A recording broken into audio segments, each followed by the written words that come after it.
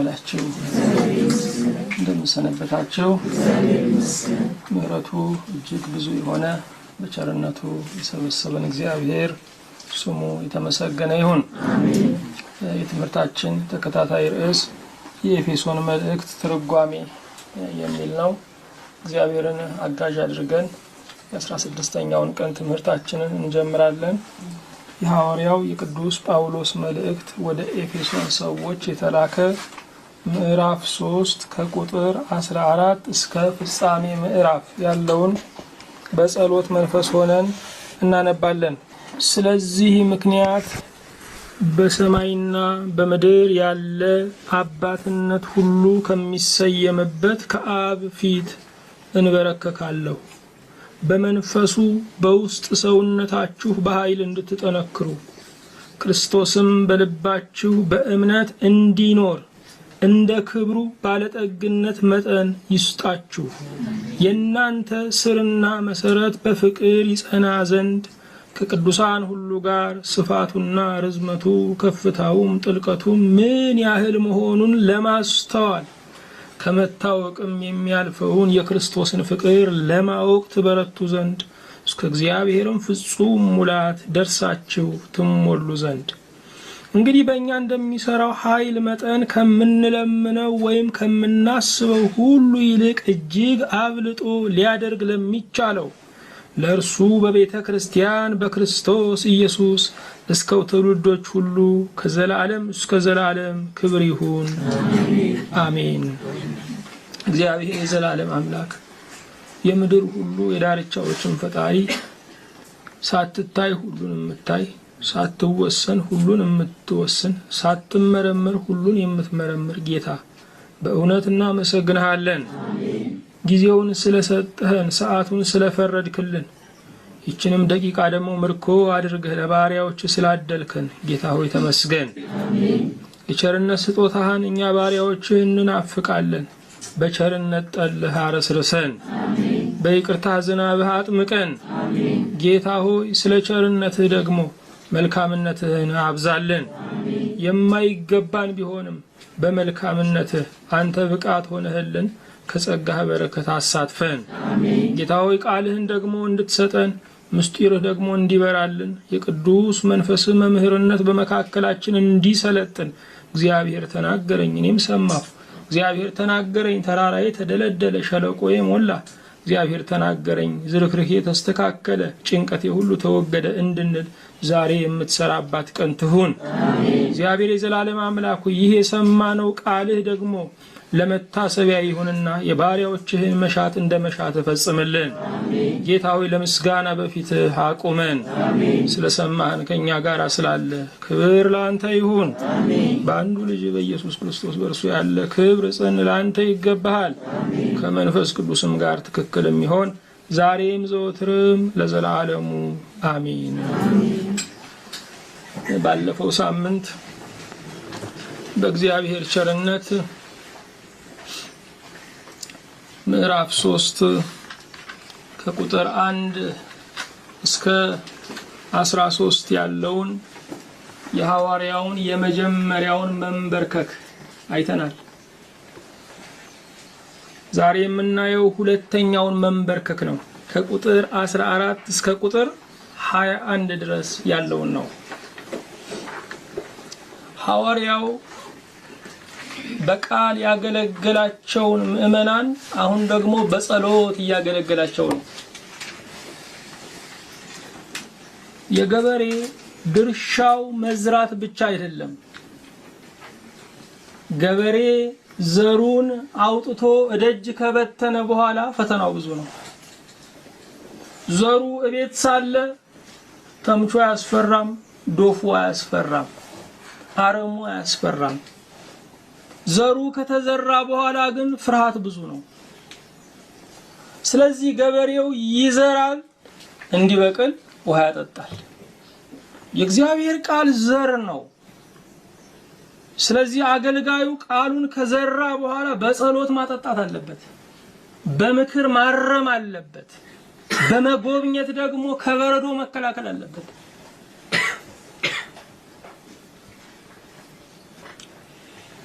ሐዋርያው ለሚያገለግላቸው ምእመናን ይጸልይላቸዋል። ለሚያገለግላቸው ምእመናን ይጸልይላቸዋል። አገልጋይ ስንሆን ለሰዎች ስለ እግዚአብሔር የምንናገር ብቻ ሳይሆን ለእግዚአብሔር ስለ ሰዎች የምንናገር መሆን አለብን።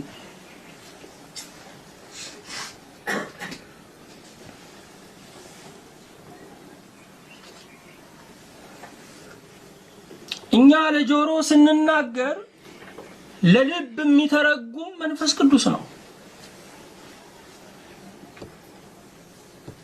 መንፈስ ቅዱስ ደግሞ በጸሎት ስንጋብዘው የሚሰራ መንፈስ ነው።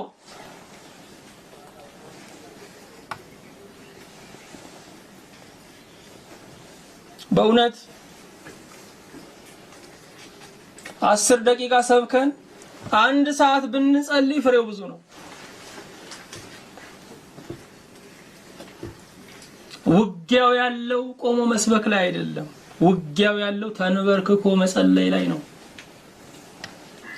ቆሞ መስበክ፣ ቆሞ መዘመር ምርኮ መሰብሰብ ነው። ያልገደሉት ግን አይማረክም፣ ያልጣሉት ግን አይማረክም።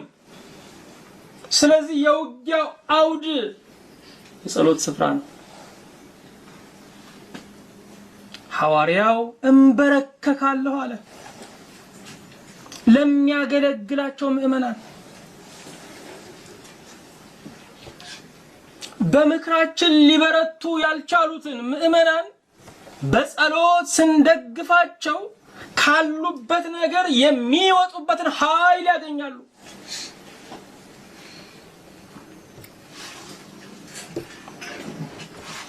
የብዙ ሰው ችግር እውነትን አለማወቅ አይደለም፣ እውነትን አውቆ መኖር ነው።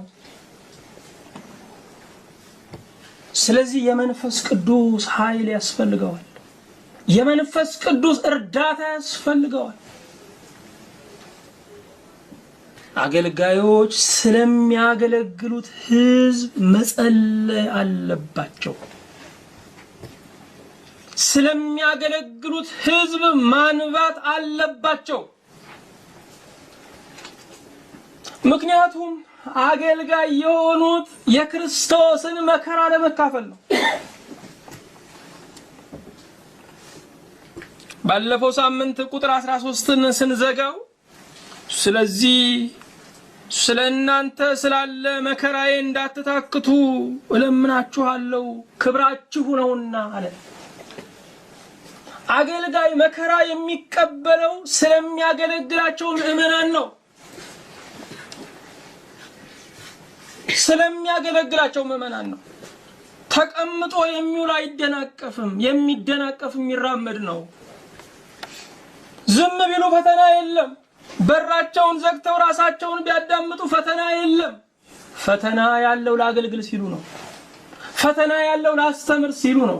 ፈተና ያለው ምእመናንን ልሰብስብ ሲሉ ነው። ስለዚህ የአገልጋይ መከራ ምስጢሩ ምእመናን ናቸው።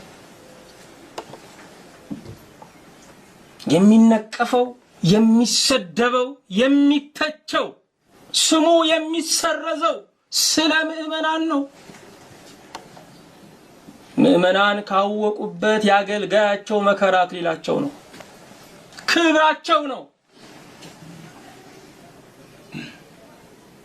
አዎ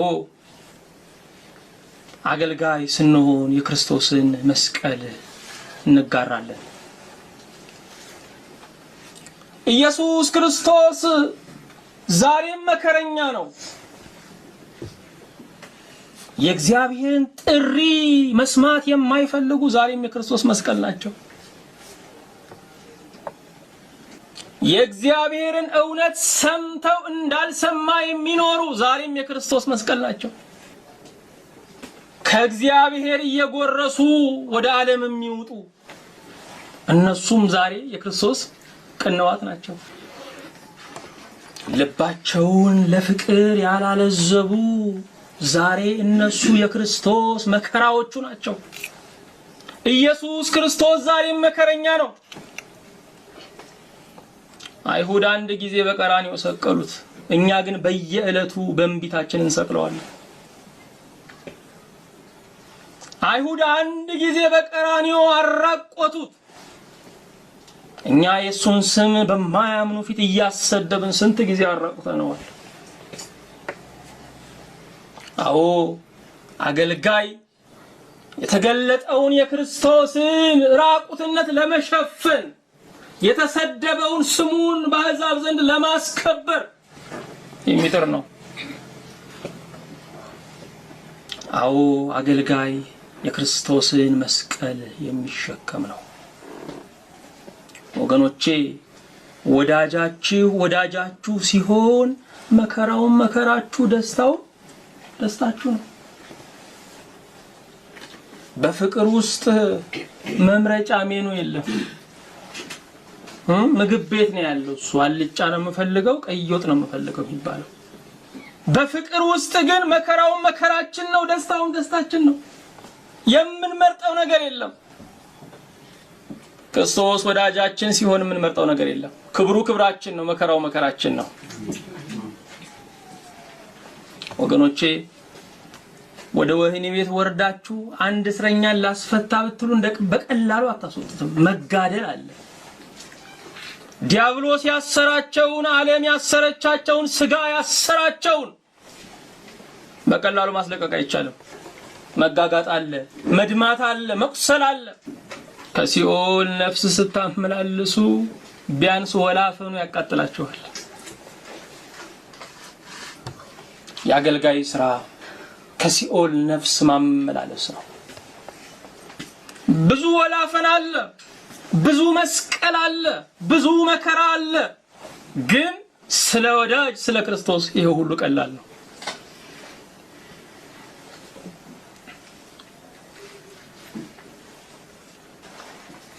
እግር አጥቦ እኛን ባገለገለበት አገልግሎት ፊት፣ እርቃኑን በቀራንዮ ውሎ እኛን ባገለገለበት አገልግሎት ፊት የኛ አገልግሎት ትንሽ ነው።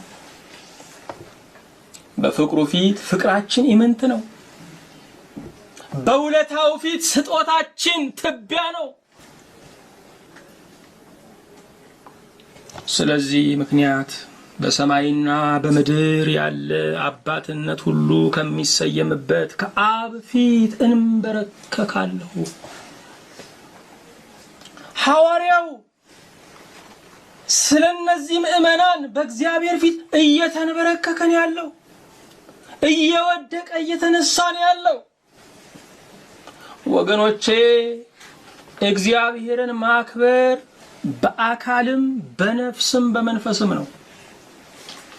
በሁለንተና እግዚአብሔርን ማምለክ ይገባል።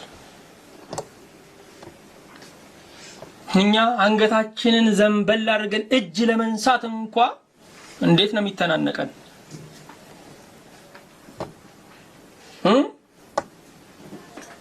ጉልበት እያለን ተቀምጠን ነው የምንጸልየው፣ ተኝተን ነው የምንጸልየው። እግዚአብሔር ግን በአካልም ይከበራል። እንበረከካለሁ። ንጉሡ ዳዊት፣ ታላቁ ሰሎሞን ተንበርክከው ነበረ እሱን ያከብሩ የነበረው። እኛ ከነሱ በምንድን ነው የምንበልጠው? ጌታችን ኢየሱስ ክርስቶስ በለበሰው ሥጋ በጌቴ ሴማኒ ግንባሩ መሬት ነክቶ ይጸልይ ነበረ።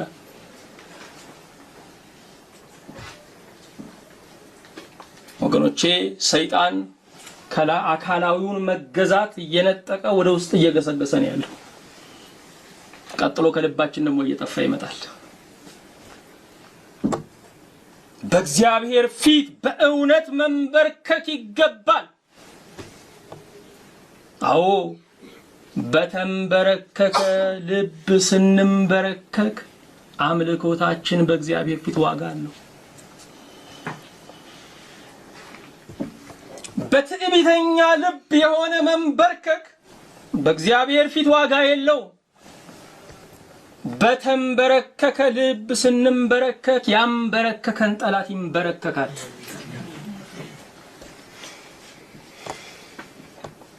ስለዚህ ምክንያት በሰማይና በምድር ያለ አባትነት ሁሉ ከሚሰየምበት ከአብ ፊት እንበረከካለሁ።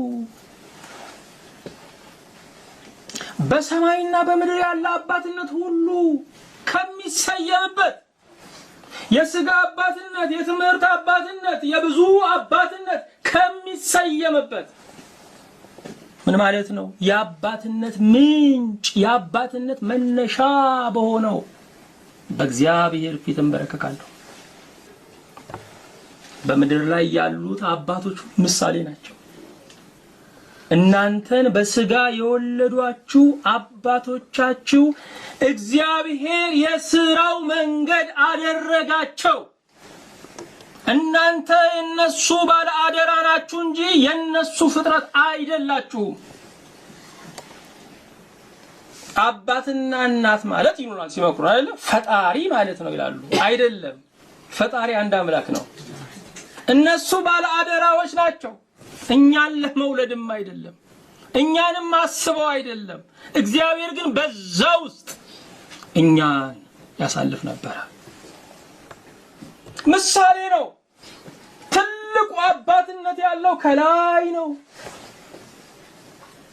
ስለዚህ አባት ከሌላችሁም አባት ቢኖራችሁ ትልቁ አባት እግዚአብሔር አብ ነው። ወገኖቼ አባት ኖሮም የማይሰጣችሁ ነገር አለ። አባት ኖሮም የማይችለው ነገር አለ። ሁሉ በሁሉ የሆነው አባታችን አንድ ነው። እሱም በሰማይ ያለው እግዚአብሔር ነው። ጥንትም ቢሆን የሰው ልጆች እውነተኛ አባት የአባትነት መነሻው እግዚአብሔር ነው። አዳም ከትዳር አልተገኘም። የአዳም አባትና እናት እግዚአብሔር ነው።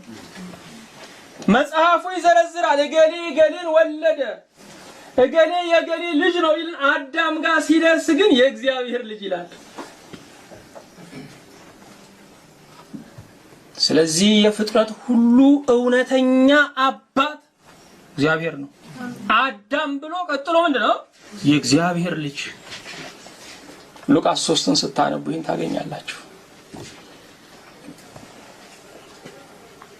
ስለዚህ ምክንያት በሰማይና በምድር ያለ አባትነት ሁሉ ከሚሰየምበት ከአብ ፊት እንበረከካለሁ። ጌታችን ኢየሱስ ክርስቶስ ወደዚህ ዓለም የመጣው እግዚአብሔር ኃያል አምላክ ክንደ ብርቱ መሆኑን ለማሳየት አይደለም። በብሉይ ኪዳን ታውቋል፣ ተገልጧል። እግዚአብሔር አይናገረን አንተ ተናገረን እስኪው ድረስ እግዚአብሔር በግርማው ተገልጧል። ልጁ ኢየሱስ ክርስቶስ ወደዚህ ዓለም የመጣው የአባትነቱን ቅርበት ሊያስረዳን ነው። ወገኖቼ ልብ አድርጉ። ፍቅር ደግሞ በመልእክተኛ አይገለጽም። ፍቅር በቃል አይገለጽም። ፍቅር ተግባር ይፈልጋል። ስለዚህ ራሱ ወረደ። ምን ያህል ነው የምትወዱኝ? ምን ያህል ነው የምትወደን? ምን ያህል ነው የምትወደን ብንል እንኳን እስከዚህ ነው የሚለን። የክርስቶስ ኑሮ ፍቅር ነው፣ ሞቱ ፍቅር ነው፣ ትንሳኤው ፍቅር ነው። የፍቅር መዝገበ ቃላቱ የክርስቶስ መዋዕለ ሕይወት ነው። ፍቅር መዝገበ ቃላቱ የክርስቶስ መዋዕለ ሕይወት ነው። እግዚአብሔር ጌታ ነው፣ ጌታችን ሆይ በሉኝ አላለም። እግዚአብሔር አምላክ ነው፣ አምላካችን ሆይ በሉኝ አላለም። አባታችን ሆይ በሉኝ አለ። ቅርበቱን ሊያሳየን፣ ፍቅሩን ሊያሳየን፣ ቸርነቱን ሊያሳየን፣ ለኛ ያለውን ደግነት አባታችን ሆይ በሉኝ አለ። ወዳጆቻችን ሲጠሩን ደስ የሚለን እንደው አጠራር አለ። ያን አጠራር ስንሰማ እንኳን ኖርኩኝ እንላለን። መኖርን የሚያድስ አጠራር አለ። ልብን ደስ የሚያሰኝ አጠራር አለ። ሰዎች በሙሉ ስማችን እንኳን ሲጠሩን ሊጣሉን እንደፈለጉ ነው የሚገባን አይደለ? እንደዚያ ነው። ወይ ደግሞ አንድ ደህና ቢሮ ውስጥ ያለን ነው የሚመስለን። አዎ እግዚአብሔር የኛን ድምጽ መስማት ፈልጓል። ድምጻችንን ሲሰማ ደስ የሚለው አባት ሆይ የሚለውን ድምጽ ነው። እግዚአብሔር አባታችን ነው። እግዚአብሔር አባታችን ነው። ልብ አድርጉ፣ የንጉሥ አባታችን ነው። እግዚአብሔር ንጉሥ ነው። እግዚአብሔር አባት ነው። በንጉሥነቱ እናከብረዋለን፣ እንፈራዋለን። በአባትነቱ እንቀርበዋለን፣ እንወደዋለን። ስለዚህ ምክንያት በሰማይና በምድር ያለ አባትነት ሁሉ ከሚሰየምበት ከአብ ፊት እንበረከካለሁ። ለምንድን ነው የሚንበረከከው? የኤፌሶን ምዕመናን ምን እንዲያገኙ ነው? የመጀመሪያው እንደዚህ ይላል፣ በመንፈሱ በውስጥ ሰውነታችሁ በኃይል እንድትጠነክሩ። በመንፈሱ በውስጥ ሰውነታችሁ በኃይል እንድትጠነክሩ። ወገኖቼ ውስጣዊ ጥንካሬ አስፈላጊ ነው። ምክንያቱም ክርስትና የማይታይ ህልውና ነው። ከማይታየው የጀመረ ወደሚታየው የሚዘልቅ ነው።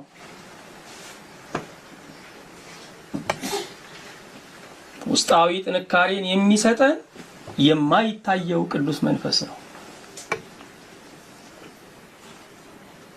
በውስጥ ሰውነታችሁ በኃይል እንድትጠነክሩ።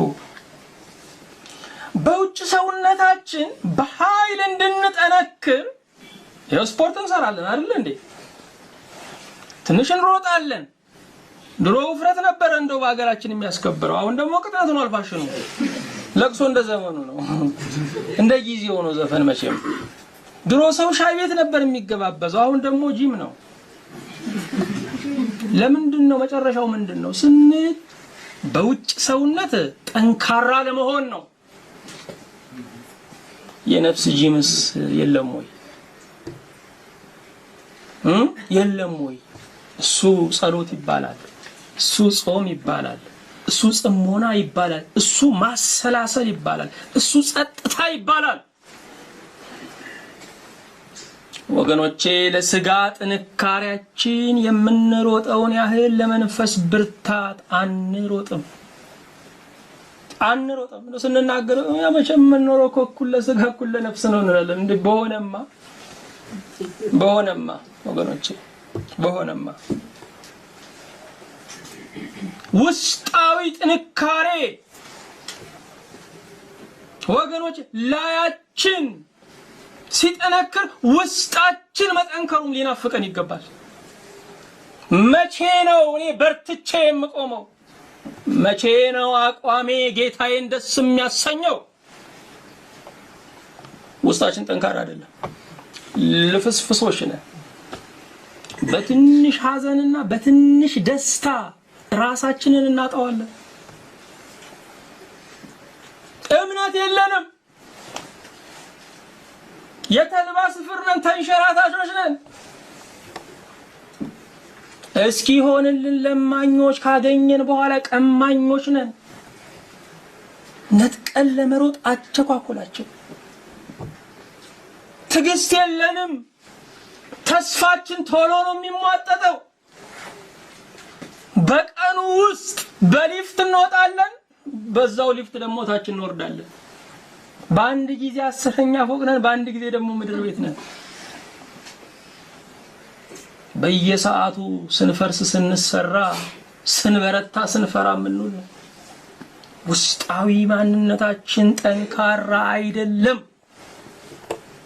ወገኖቼ። በጊዜ ማዕበል ተመተናል፣ በወሬ ማዕበል ተመተናል፣ በፍርሃት ማዕበል ተመተናል።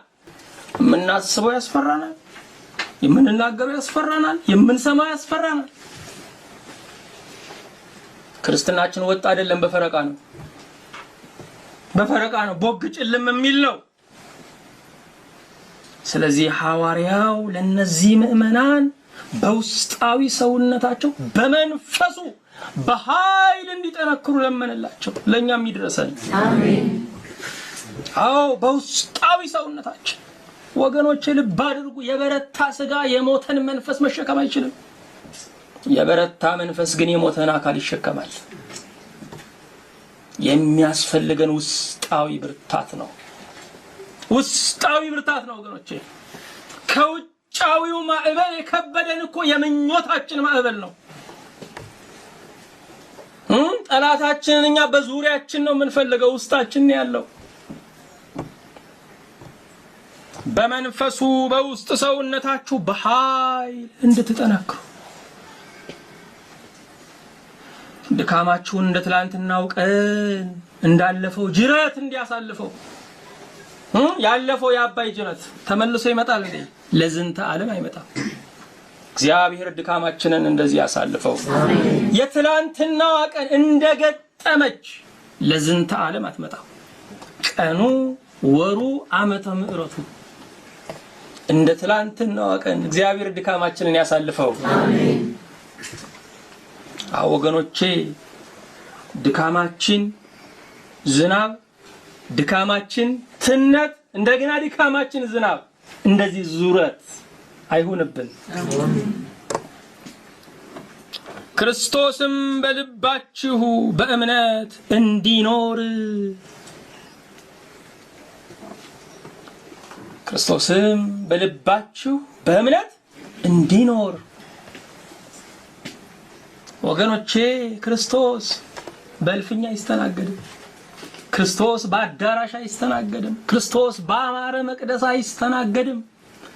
የክርስቶስ ማደሪያው የእምነት ልብ ነው። የእምነት ልብ ነው። በእምነት ልብ ውስጥ ነው እሱ የሚያድረው።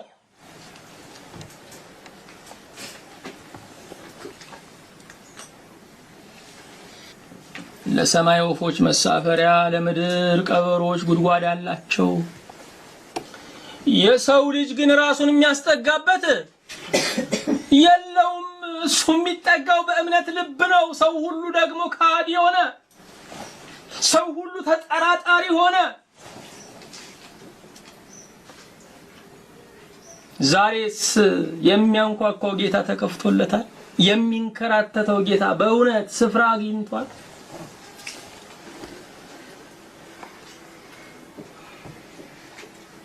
የብዙዎቻችን ችግር እምነት ነው።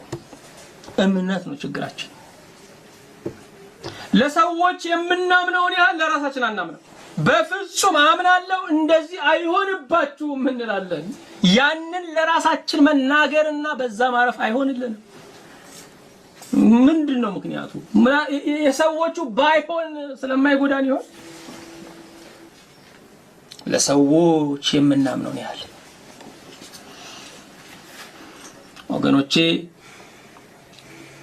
ሰዎች የተቀበሉንን ያህል ራሳችን አልተቀበለንም።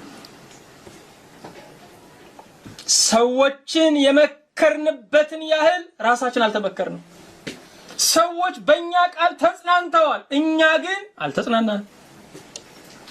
መሳሪያችን ወደ ውጭ እንጂ ወደ ውስጥ አይተኩስም።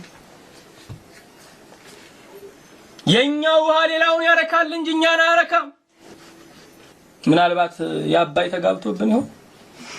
ራሱን አያረካም፣ አገሩን አያረካም፣ ምንጩን አያረካም። የሚያረካው ደጁን ነው። ክርስቶስ በልባችሁ በእምነት እንዲኖር። እሱ ልባችንን ከተቆጣጠረው፣ መናገሻ ከተማውን ከያዘው፣ በቃ ሁሉ ገበረ እኮ። ሁሉ ገበረ፣ ሁሉ ተገዛ። በእውነት ልባችንን ይውረሰው። አሜን። ኮንትራትም አይደለም፣ ላይመለስ ለዘላለም የሱ ይሁን። አሜን። ወገኖቼ ሰው ራሱን መምከር ከቻለ፣ ሰው ራሱን መገሰጽ ከቻለ እድለኛ ነው። በራስ ላይ ባለቤት እንደመሆን ያለ የሚያስደስት ነገር የለም ወገኖቼ። በራስ ላይ የበላይ እንደመሆን ያለ የሚያስደስት ነገር የለም። አንድ ለማኝ በመንገድ ሲለምነኝ ሰጠሁት። ምን ብሎ መረቀኝ መሰላችሁ? የሚደንቃችሁ ነው። እግዚአብሔር በአይምሮ እንድታዝበት ያድርግልህ። ከዛ በኋላ ተዛባሁኝ። በእውነት ቆሜ ማሰብ ጀመርኩ። ልክ ነው። በአይምሮዬ እኔ ብዙ ጊዜ አላዝበትም። በአይምሮአችሁ ብዙ ጊዜ አታዙበትም። ሰዎች ናቸው የሚያዙበት። ዓለም ናት የምታዝበት። ድንቅ ምርቃት ነው። እግዚአብሔር በራስህ ላይ የበላይ ያደርግህ ነው እያለ ያለው። ክርስቶስ በልባችሁ በእምነት እንዲኖር እንደ ክብሩ ባለጠግነት መጠን ይስጣችሁ። አሁን ደግሞ ጸሎቱ ከቡራኬ ጋር ሆነ፣ ከምርቃት ጋር ሆነ። ይገርማችኋል። ባለጠግነት ብሎ አጠገቡ ምን አለው? ክብር ክብር ክብር። ብዙ ባለጠጎች አሉ፣ የሚሰጡት በደንብ ለሚዋረድላቸው ነው። በጥፊ እዚህ ጋር ሲመጡ ይድገሙኝ በዚህ ጋር እሱ እጆ በረከት ነው ለሚላቸው ነው። ምናቀው ነው።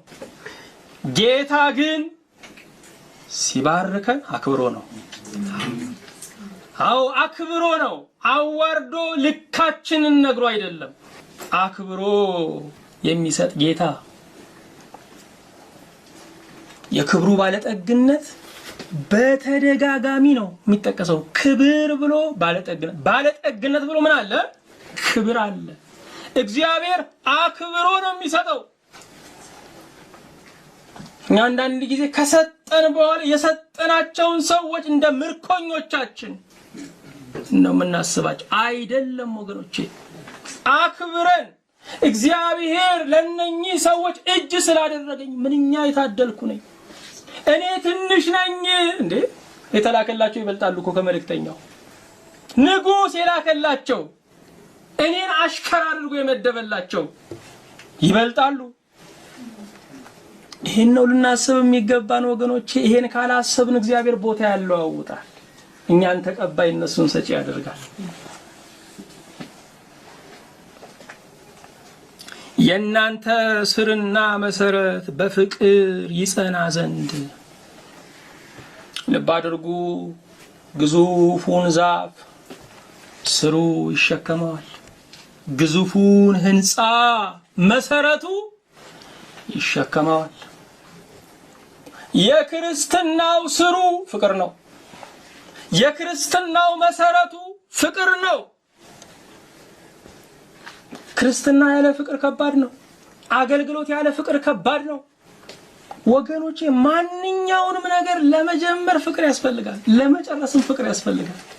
የተሰማራችሁበትን ተግባረ ሥጋ እንኳን ለመጀመር ፍቅር ያስፈልጋል።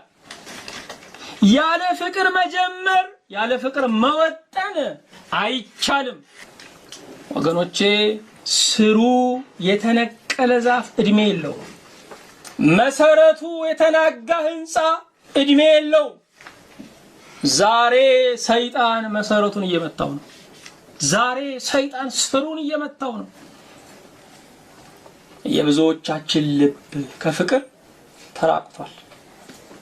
የምንጠነቀቀው ላለማፍቀር ነው። ላለማፍቀር ነው። በቃ ተገናኝተን ተሳስቀን ብቻ ለመለያየት ነው። እውነቱ ሳይነካ ተሳስቀን ተሸነጋግረን ለመለያየት ነው ጭንቀታችን። ወገኖቼ ፍቅር እየከዳን ነው። አሳሳቢው ነገር ደግሞ ክፉ ነገርን እያመንበት ነው። ነው።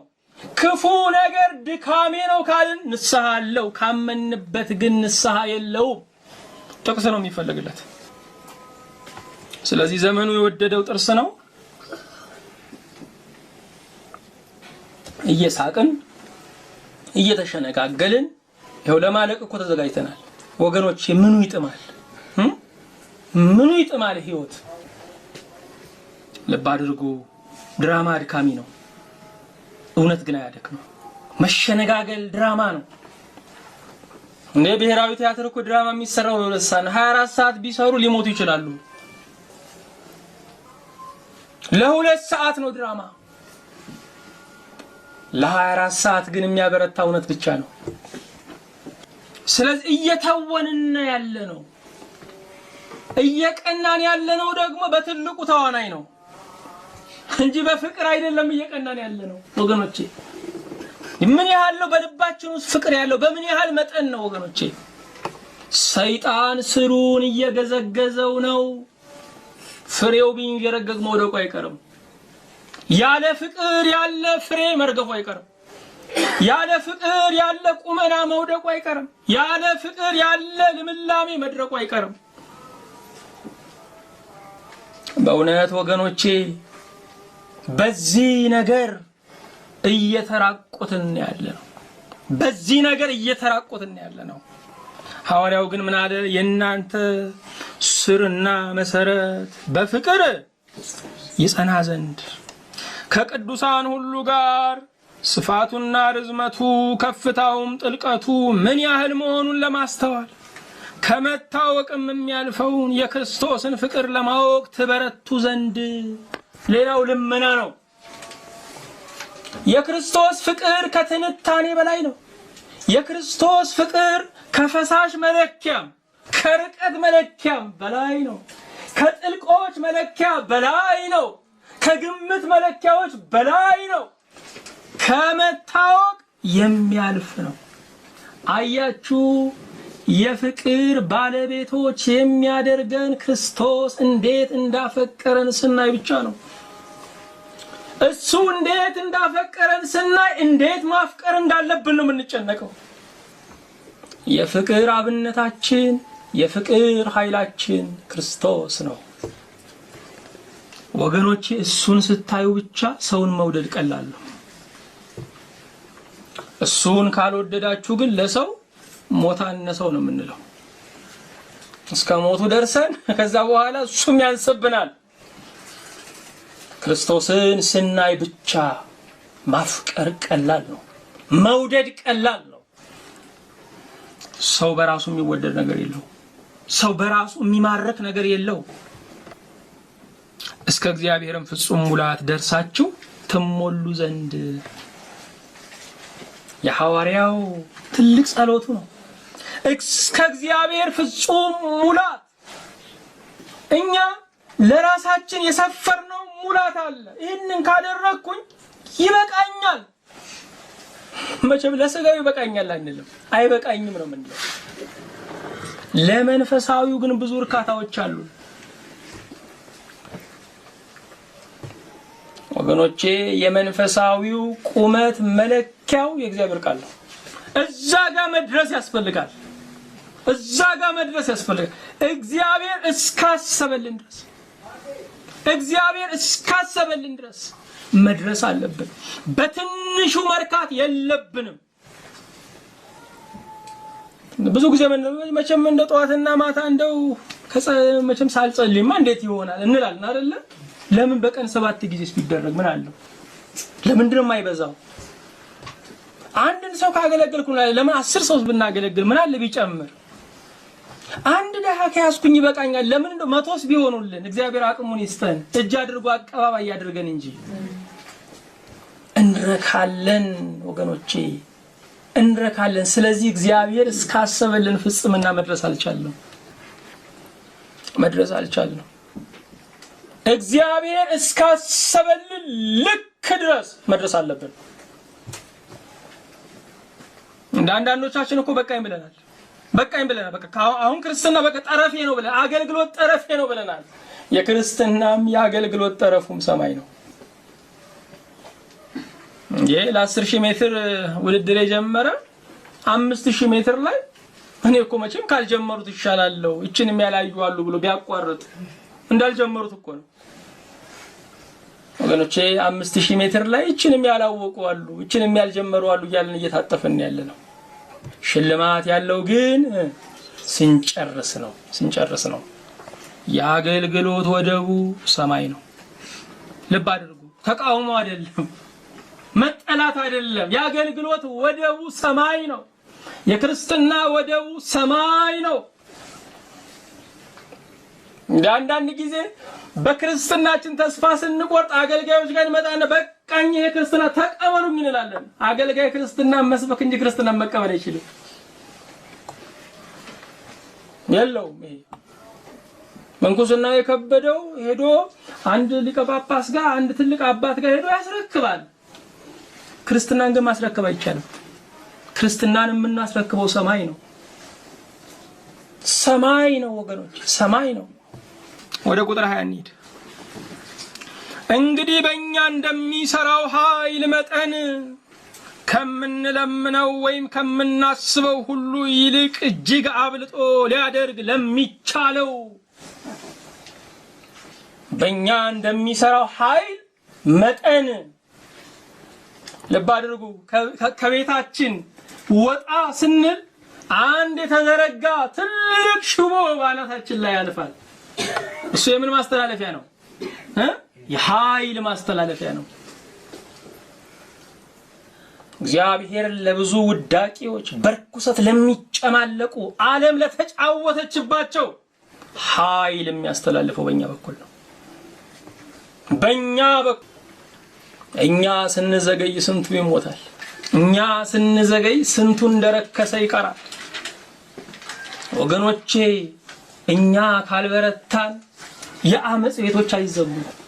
እኛ ካልበረታን በርኩሰት የሚጨማለቁ ነፃ አይወጡም። ምንድነው ራእያችሁ ወገኖቼ? ምንድነው የምታስቡት? የእግዚአብሔርን ቃል የማይማሩ ሰዎች ግቤ የሚሉትን ነገር ነው እናንተም ግቤ የምትሉት። ለዚህ እኮ መማር አያስፈልጋችሁም። ጥሩ አባወራ መሆን በቂ ነው። ጥሩ የገንዘብ አይምሮ መያዝ ብቻውን በቂ ነው። ጥሩ የንግድ አስተሳሰብ መያዝ ብቻውን በቂ ነው። ዲያራ የተሻለ እናስብ ወገኖቼ፣ የተሻለ እናስብ ወገኖቼ። በዘመናችን እስቲ አንድ ቡና ቤት እንኳን እናዘጋ።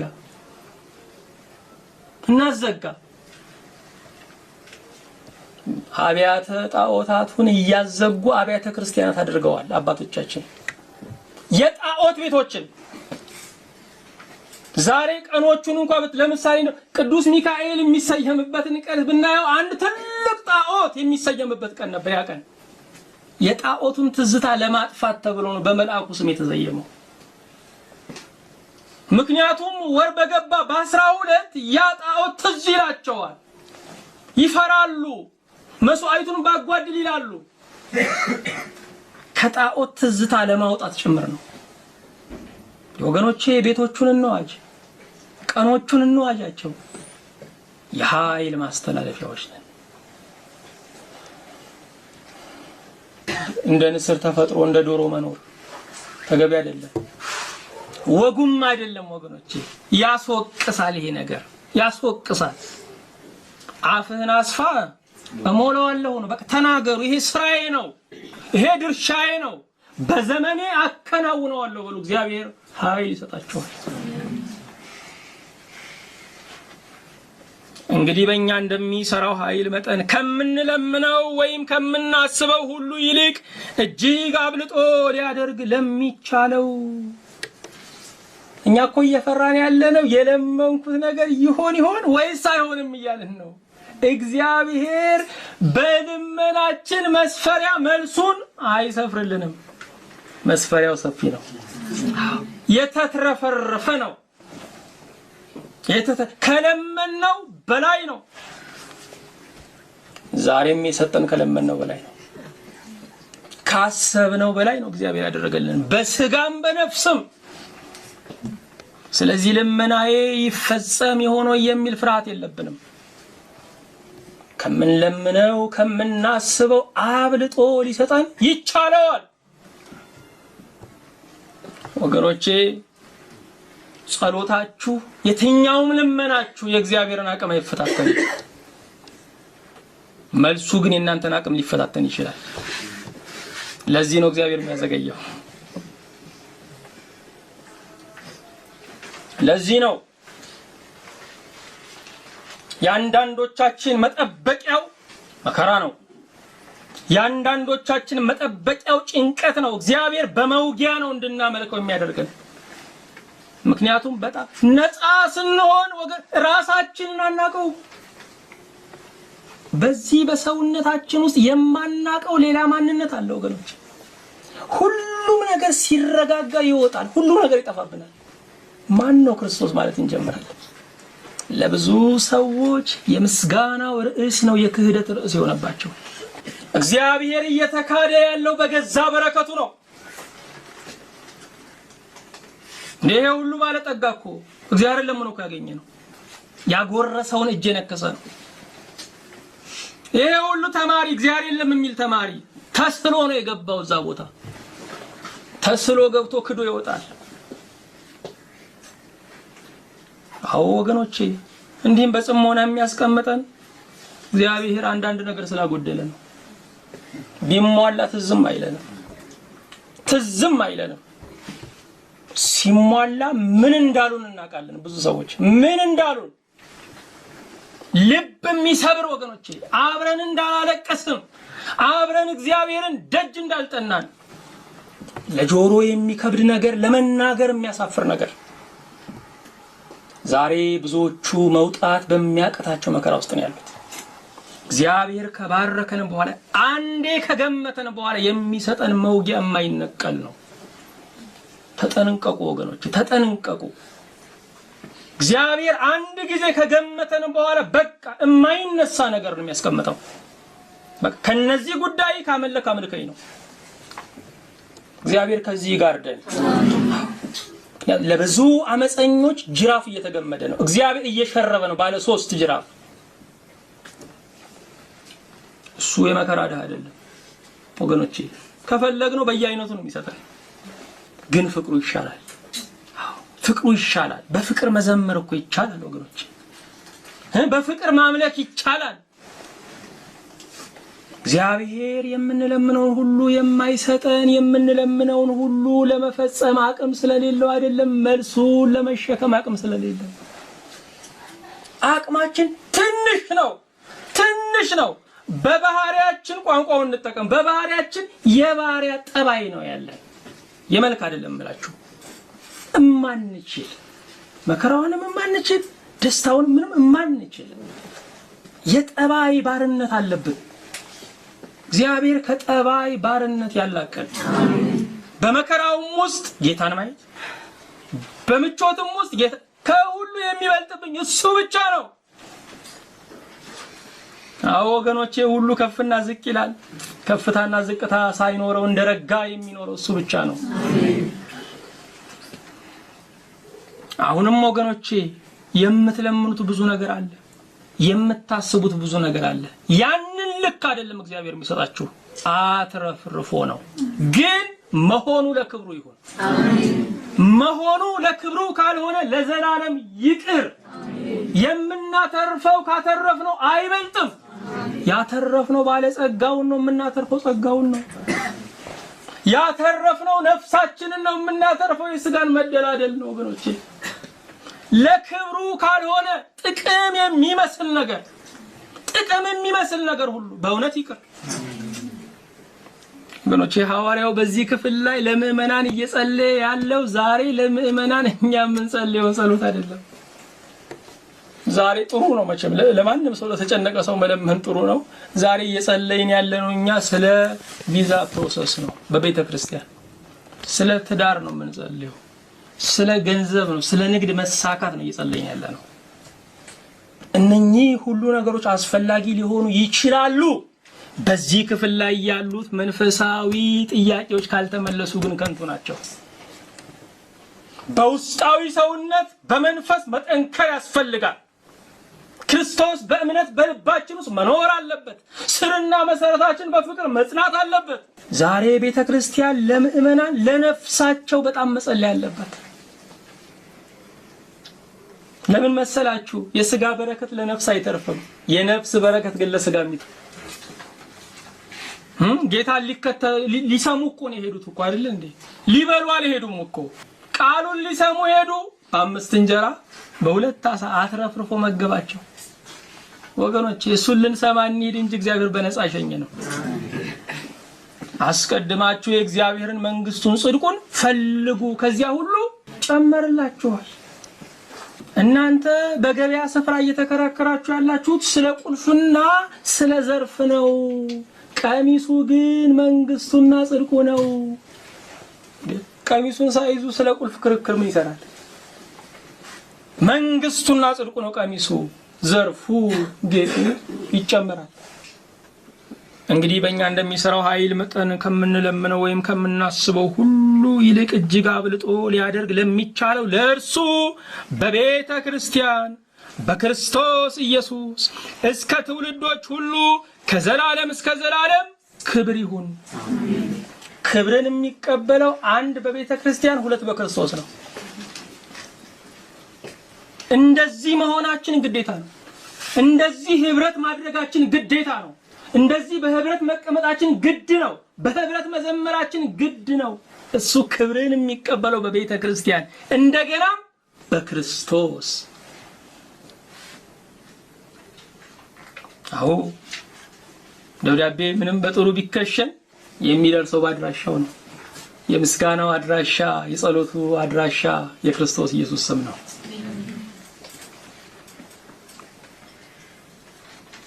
ለእርሱ በቤተ ክርስቲያን በክርስቶስ ኢየሱስ እስከ ትውልዶች ሁሉ ከዘላለም እስከ ዘላለም ክብር ይሁን አሜን ይላል። እንግዲህ ወገኖቼ በእውነት ሁሉም በሚችል አምላክ ፊት መንበርከክ ይገባናል። ስለ ወገኖቻችን የምንበረከከው ስለ ስጋ ጥያቄያቸው አይደለም። መጀመሪያ ስለ ነፍስ ጥያቄያቸው መንበርከክ አለብን። አንዳንዴ እንጸልያለን። መቼም ሰዎች ከድውይነታቸው ተፈውሰው በክርስቶስ ቢያምኑ እንጸልያለን አይደል? በክርስቶስ አምነው ቢፈወሱ አይሻልም ወገኖቼ? አዎ በጉቦ ከሚያምኑ አምነው ቢፈወሱ እኮ ይሻላል እኮ ወገኖቼ። አምነው ቢፈወሱ ይሻላል እኮ። እንደዚህ እንቁልልጭ እያለን እስከመቼ ወገኖቼ? ክርስትና ትርፉንም ኪሳራውንም ቁጭ አድርገን ነው ሰውን መጥራት ያለብን። ሰዎች ነፍሴ ትበልጥብኛለች፣ የተሰቀለው ጌታ ይበልጥብኛል፣ ሰማይ ይሻለኛል፣ አመንኩኝ፣ ቢፈውሰኝ ይፈውሰኝ፣ ባይፈውሰኝ ይቅር፣ ትልቁን አግኝቼዋለሁ ማለት አለባቸው። ስለዚህ መንበርከክ አለብን፣ መንበርከክ አለብን። የክርስቲያን ውስጡ ዝሏል ወገኖቼ። እንደው አሁን በጉባኤ ማንነጋገር ሆነ እንጂ ውስጣችን ዝሏል። ስርና መሰረታችን እየተመታ እንደሆነ እኮ እናውቀዋለን ወገኖቼ።